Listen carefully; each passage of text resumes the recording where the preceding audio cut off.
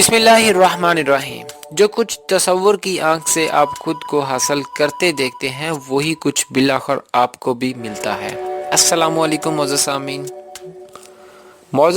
آج ہم بات کریں گے مثبت ذاتی تشخص، ضد، تاریک پہلو دیکھنا، تشویش، گھبراہٹ، اس کے ہم معنی الفاظ، تخلیقیت، تصور، تجربوں سے سبق، ناکام افراد کا جملہ، کوئی تبدیلی ممکن نہیں جو کچھ نہیں ہو رہا، اور کامیاب فرد کا جملہ، تبدیلی ہو رہی ہے، میں تبدیل ہو رہا ہوں، ابھر رہا ہوں۔ تو معزز سامعین، آج ہم اس بات کرنے لگے ہیں تو ہمیں ہر وقت یہی جملہ بولنا چاہیے اگر ہم کامیاب ہونا چاہتے ہیں۔ تبدیلی ہو رہی ہے، میں تبدیل ہو رہا ہوں، ابھر رہا ہوں۔ انسان کو اپنے اندر کانفیڈنس لیول بڑھتا ہے۔ جب کانفیڈنس لیول بڑھتا ہے تو وہ اپنے آپ کو کامیاب ہوتا ہوا دیکھتا ہے۔ تو معزز سامعین، تمام کامیاب انسانوں میں مثبت تشخص ذات ضرور ملتا ہے۔ کامیاب آدمی کی طرح حرکات کرتا ہے۔ آپ جو کچھ خود کو اپنے ذہن میں دیکھتے ہیں وہی آپ حاصل کرتے ہیں، اور جو کچھ آپ خود سمجھتے ہیں وہی آپ ہوتے ہیں۔ آپ جو کچھ بھی ہیں یہ بات رکاوٹ نہیں ہے، رکاوٹ یہ ہے کہ آپ اپنے بارے میں یہ سوچیں آپ نہیں ہیں۔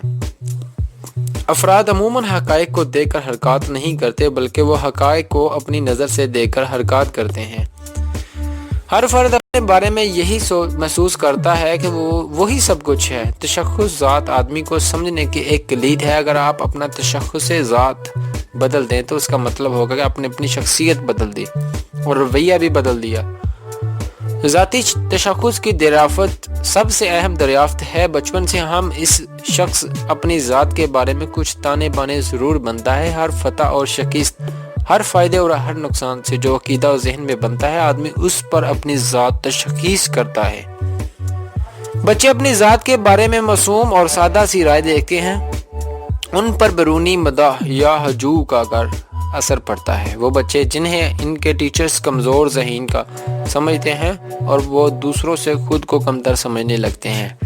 ہنر، کردار اور کام کے پیش نظر ہر مرد اور ہر عورت کا بہرحال اپنا ایک ذاتی تشخص بنانا ہوتا ہے، جس میں کچھ الفاظ یوں بولے جاتے ہیں: میں تو بیکار ہوں، مجھ سے تو انڈا بھی نہیں ابلتا، میں بہت اچھی رقاصہ ہوں، میرے اندر جسم عذاب بہت ہے، میں بہت حساس ہوں۔ یہ سارے جملے آدمی کی اس ذہنی تصور کی غمازی کرتے ہیں جو اس نے اپنے لیے سوچی ہوتی ہیں کہ میں ایسا ہوں، میں ان حدوں سے باہر نہیں جا سکتے جو ہم نے اپنے لیے بنائی ہیں۔ تاہم اپنی نئی حدیں ضرور بنا سکتے ہیں جن کے اندر ہمیں رہنا چاہیے۔ ہم ایک ایسے آدمی ہیں، ہمارا ذاتی تشخص اس کا غماز ہوتا ہے۔ یہ ہماری زندگی کا کنٹرول میکنزم ہے۔ ہمارا ذاتی تشخص ہمارے تحت الشعور کی صحت پر رہتا ہے۔ جج سوچ کی شعوری سطح ماحول سے اطلاعات وصول کر کے یادداشت کے ذخیرے میں رکھتی رہتی ہے، یہی عقلی فیصلے کرتی ہے۔ یہ جج کی طرح ہوتی ہے۔ روبوٹ سوچ کی تحت الشعوری سطح جسم کو خود کار کنٹرول، مثلا سانس لینے کا کام، دل کی دھڑکن وغیرہ کی ذمہ داری ہے، اسے روبوٹ کہہ لیں۔ ان دونوں کا تعلق جج اس وقت تک فیصلہ نہیں کر سکتا جب تک وہ روبوٹ سے اجازت نہ لے لے، یعنی شعور اور لاشعور کی ایما کے بغیر فاصلے نہیں کر پاتا۔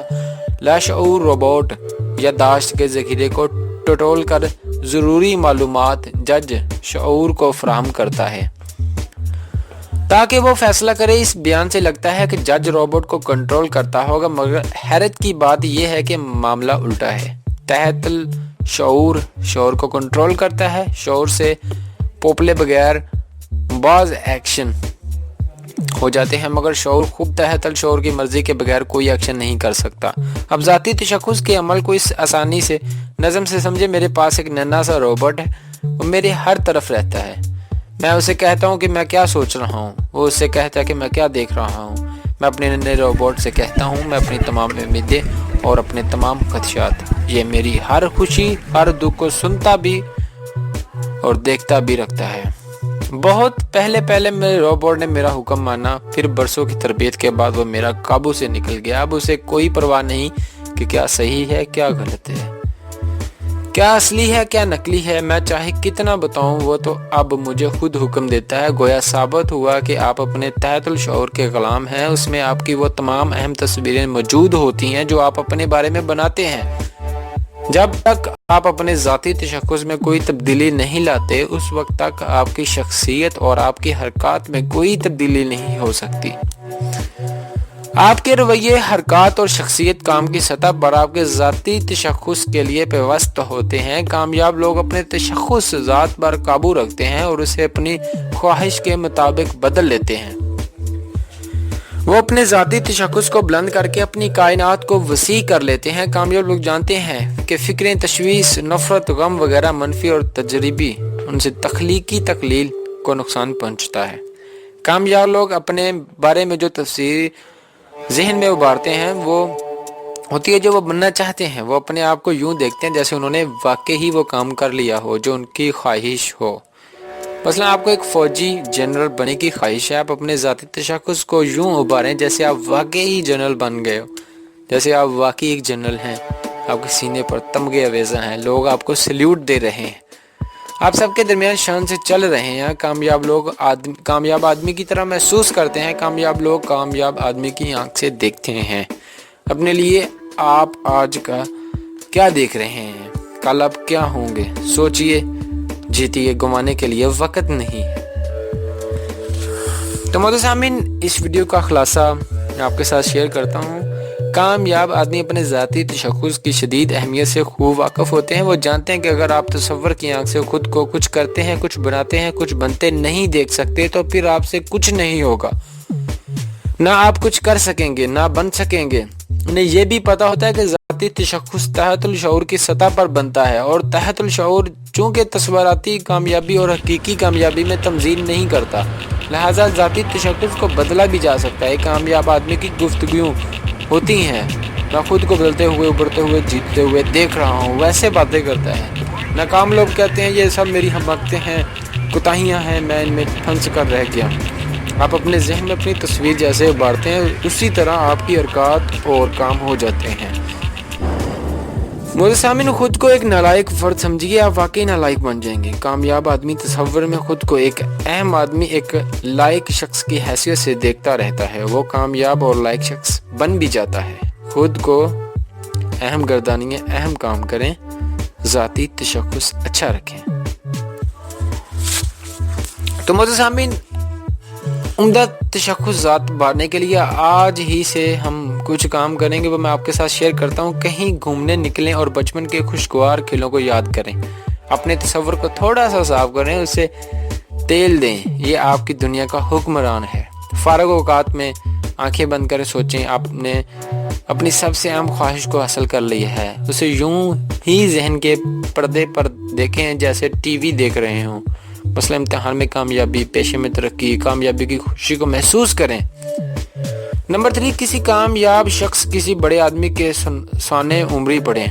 ہر ماہ کسی نہ کسی طریق سے شخص کی سرگزشت پڑھیں جو آپ کی لائن کے ہوں اور جنہوں نے کامیابی حاصل کی ہو۔